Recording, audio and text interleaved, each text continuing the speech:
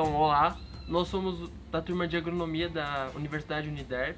Este trabalho é da disciplina de Fitopatologia 2 e esse trabalho é uma atividade prática supervisionada, onde a gente consegue aplicar um pouco do nosso conhecimento nesse contexto. Nosso tema é sanidade de mudas, a importância da sanidade de mudas. O assunto de hoje é sobre a sanidade de mudas, ou melhor, a importância da sanidade de mudas. Mudas que são utilizadas para implantação de pomares, para paisagismo, na lavoura de café, entre outros. As mudas estão entre os principais meios de propagação de entrada de doenças e pragas em áreas de lavoura. Além disso, as mudas influenciam negativamente no final da produção. Temos como exemplos a lavoura de citros e de café.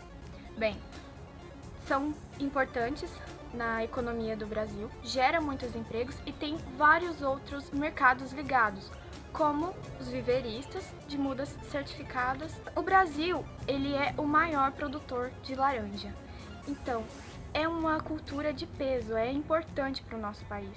O café, ele é importante desde a época colonial, teve o ciclo do café e se mantém na economia até hoje. Na cultura dos citros, tem vários problemas, vários cuidados que tem que ter com algumas doenças. Doenças como o cancro cítrico, causado pela bactéria Xanthomonas citri, o CVC, causado pela bactéria Xylella fastidiosa, e das doenças que está sendo mais preocupantes para a citricultura é o green, que ele é causado pela bactéria Candidatus liberibacter e tem como inseto vetor o plicídio Diaphorina citri. Por que está sendo preocupante? Tanto a bactéria quanto o vetor tem como hospedeiro intermediário a planta da murta. E no estado de São Paulo, vários locais têm a murta, então acaba se tornando difícil. E tem alguns pomares que até utilizavam a murta como barreira física, no caso. Agora, no cafeeiro, a preocupação maior em relação à qualidade da muda é com os nematóides nocivos da cultura. Porque, além de ter um cuidado com a sanidade da planta em si, também tem que ter cuidado com o substrato que está nela, com toda a etapa do processo, desde o início, ou seja por semente, ou seja, no caso dos citros, pelas borbulhas. Todo tem que ter aquele cuidado especial para manter a qualidade e a sanidade da muda. É importante salientar que uma muda de qualidade é uma muda que possui o certificado da sua garantia, que comprove a qualidade genética, a qualidade dos atributos fisiológicos e a sanidade em si. Algumas pessoas têm a ideia de que uma muda boa é uma muda bonita. O visual dela acaba sendo mais atrativo. Só que é muito importante que a muda tenha o certificado da sua garantia. É uma segurança para o produtor. Se ele tiver com aquela muda, através do certificado, ele vai ter todo o histórico da muda. Ele vai saber quando foi plantada, quais foram os processos que ela passou. Na produção de mudas também tem a questão das análises que é feita periodicamente para comprovar que aquela muda está livre de fitopatógenos. O produtor tendo isso é uma garantia de que a produção dele vai ser boa e que, se tiver outros problemas, não vai ser relacionado à muda, e sim a outras formas de manejo. Outro ponto muito importante é lembrar que a primeira medida de manejo de pragas e doenças a ser tomada é impedir que fitopatógenos entrem escondidos por materiais de propagação, que entrem na sua área, porque tem fitopatógenos que depois que ele entra na área, dificilmente ele é retirado. Um exemplo que pode ser dado é do mal do Panamá, então, na bananeira. Nosso país ele já sofreu bastante em questão da citricultura, com vinda de mudas já doentes para o país. São doenças que é de difícil controle. Acaba que em alguns pomares de citros, por exemplo, se for identificado o greening, aquela planta ela tem que ser retirada, ela tem que cortar, tem que tirar aquela planta dali. Então acaba que o produtor ele perde. Sempre o produtor não buscando essa garantia, ele vai ter só a perder.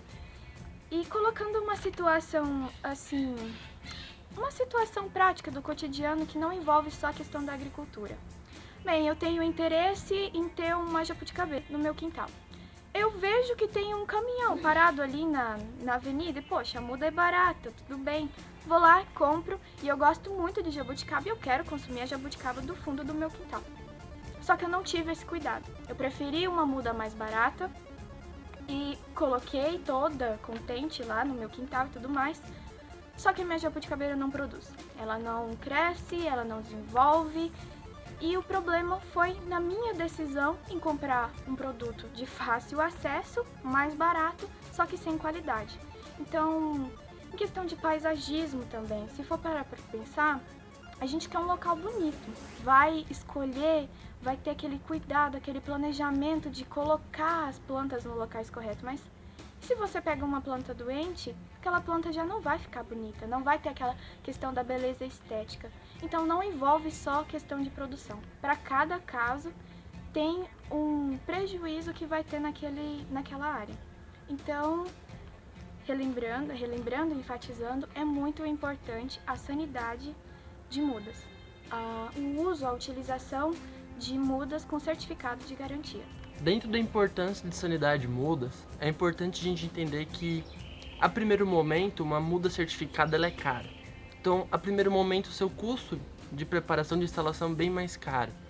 Mas, segundo dados da Embrapa, uma muda certificada, ao longo do prazo, ela compensa, porque você diminui muitos custos e despesas decorrentes de prejuízos fitossanitários. Dentro desses princípios, então, que explicam a importância da sanidade de mudas, nós temos o princípio da exclusão. Ele é o que mais identifica, tanto é que uma das ações dentro desse princípio é a sanidade.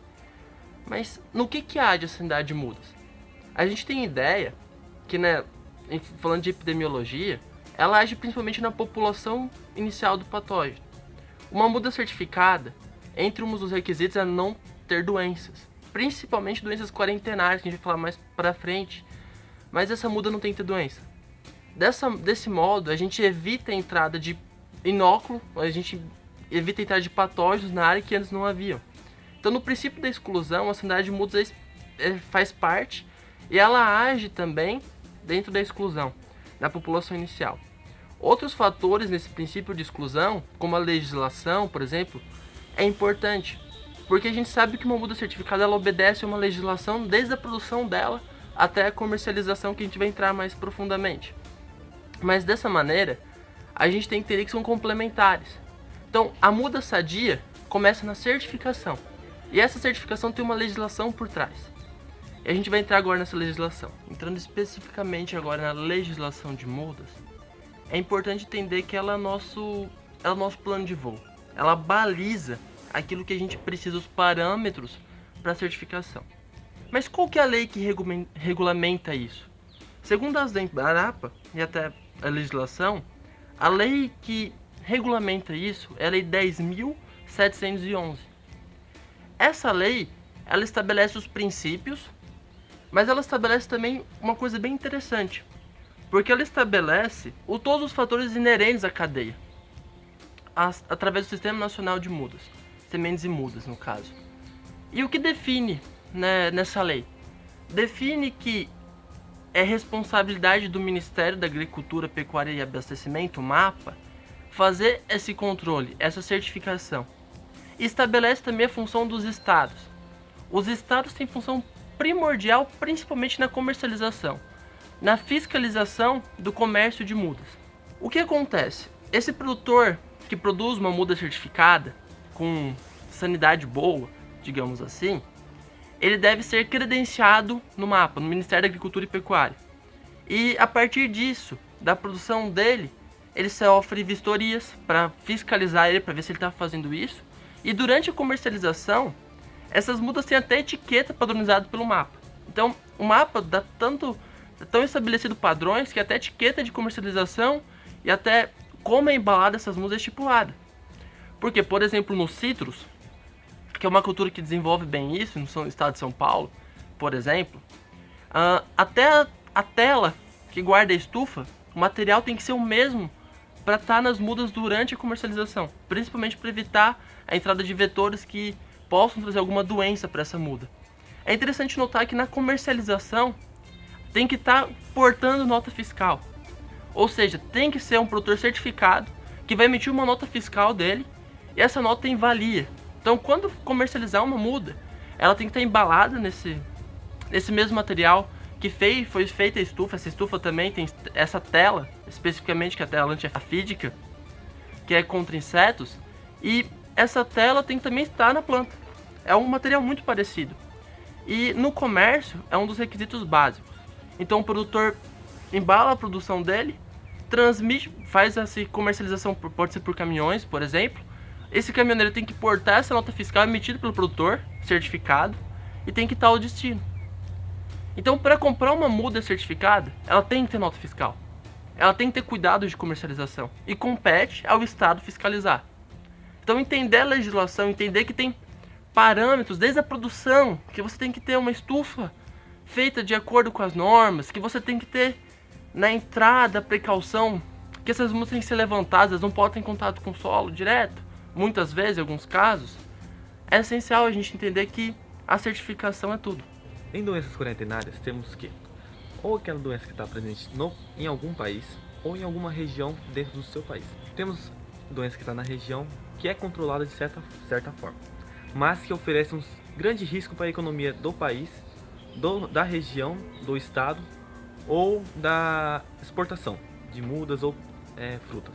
Tais doenças são, vamos dizer, exóticas para o país e elas são disseminadas, são levadas de alguma região para outra, muitas das vezes pelo homem, por ele passar em algum lugar que esteja contaminado e ele levar para outros campos, ou até mesmo por mudas, que é o maior foco do trabalho. Temos dois tipos em doenças quarentenárias: o tipo A1, que é uma doença que não está presente no país, e temos o A2. A doença ela pode estar presente no país em alguma região, só que está sob algum controle e tem formas, vamos dizer, do governo de controlar essa doença. Um exemplo de doença A1 que não está presente no país, aqui no Brasil, para a cultura do coqueiro, temos o amadurecimento letal do coqueiro, que em outros países, principalmente na Indonésia, é uma doença que devastou muitas plantações. E se chegar no Brasil, ela possui um ambiente favorável e já tem pesquisas que dizem que ela pode se instalar no Brasil, e com a chegada dela vai dar um grande prejuízo para a cultura, para a economia. Ela é causada pelo Phytoplasma fauna. Um exemplo de doença A2 temos na cultura do mamão, que é importante para algumas regiões, que é o amadurecimento letal do mamoeiro, causada pelo vírus Papaya letal yellowing, que está presente em algumas regiões, mas não em todas, principalmente na região da Bahia, que é uma grande área que não há diagnóstico de muitas doenças A2 no país. Temos na cultura dos citros, que é o cancro cítrico. O cancro cítrico é causado pela bactéria Xanthomonas citri, que é presente em algumas regiões, também a Bahia não possui ela. E ela é importante para a cultura por causa que, se deixar, ela há uma grande forma de disseminação pelo homem por mudas. Na cultura da banana, temos uma doença A2 que é o moco da bananeira, que é causada pela bactéria Ralstonia solanacearum raça 2, que é de grande importância para a cultura, pois está disseminada por grandes áreas, tanto para a doença A1 como para a doença A2, que é nosso foco, que é em mudas. No Brasil é um grande controle, por causa que há em várias regiões, como no sul, sudeste, na região nordeste, em algumas regiões do centro-oeste e do norte, que há produtores de frutos. O controle da mudas é bem feito, principalmente na região nordeste e sudeste, onde há a maior produção, posso dizer.